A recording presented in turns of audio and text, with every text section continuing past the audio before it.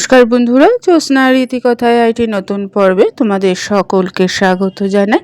বন্ধুরা, আজকের পর্বে 2026 সালে ফাল্গুন মাসের একাদশী আমলা একাদশী বা আমলকি একাদশী সম্পর্কে জানব। এই একাদশী শুভ সময়সূচি এবং পালন সময়ও জানব। তার পাশাপাশি এর একাদশী সম্পর্কে খুঁটিনাটি তথ্যাদিও জানব। তাই স্কিপ না করে পুরো পর্বটি দেখো। ভালো লাগলে সবার কাছে অবশ্যই শেয়ার করে দেবে এবং পরবর্তী ভিডিও পাওয়ার জন্য পাশের বেল আইকনটি প্রেস করে রাখবে। তাহলে চলো আজকের পর্বটি শুরু করি। বন্ধুরা, হিন্দু পঞ্জিকা অনুসারে ফাল্গুন মাসের শুক্লপক্ষের একাদশীকে বলা হয় আমলকি একাদশী।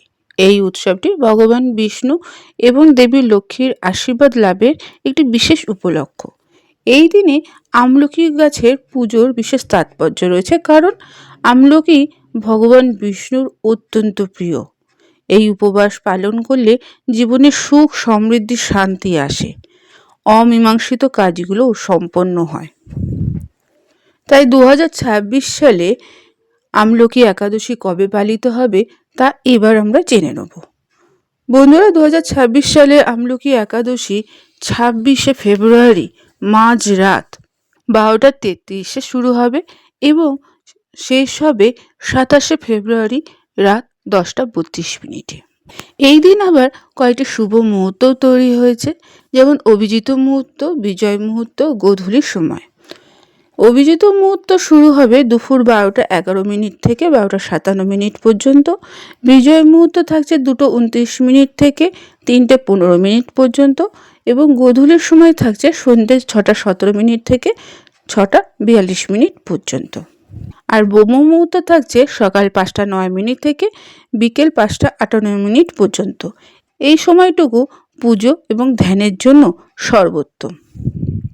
আমলকি একাদশী উপবাসের পারণ সময় পরের দিন, অর্থাৎ 28শে ফেব্রুয়ারি 2026 সকাল 6:47 থেকে 9:06 পর্যন্ত শুভ মুহূর্ত থাকছে। বন্ধুরা, যারা আমলকি একাদশী উপবাস করবে তারা অবশ্যই কয়েকটি জিনিস খেয়াল রাখবে, যেমন আগের দিন সাত্ত্বিক খাবার খাবে।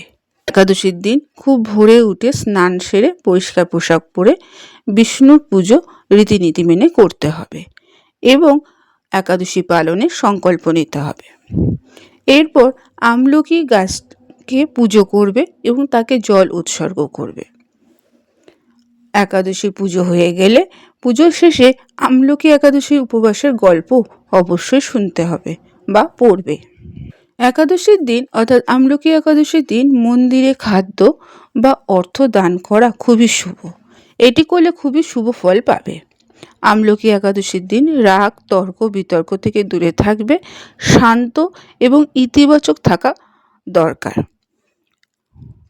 একজন ব্যক্তির উচিত সর্বোত্তকরণে ঈশ্বরের প্রতি ভক্তিকে সময় বিশেষ ব্যবহার করা, অর্থাৎ এই দিন সম্পূর্ণ ঈশ্বরের প্রতি ভক্তিতে বিলীন হয়ে থাকতে হবে। বন্ধুরা, আজকের পর্বটি এখানেই শেষ করলাম। এতক্ষণ আমার ভিডিওটি দেখার জন্য ও শোনার জন্য তোমাদের অসংখ্য ধন্যবাদ।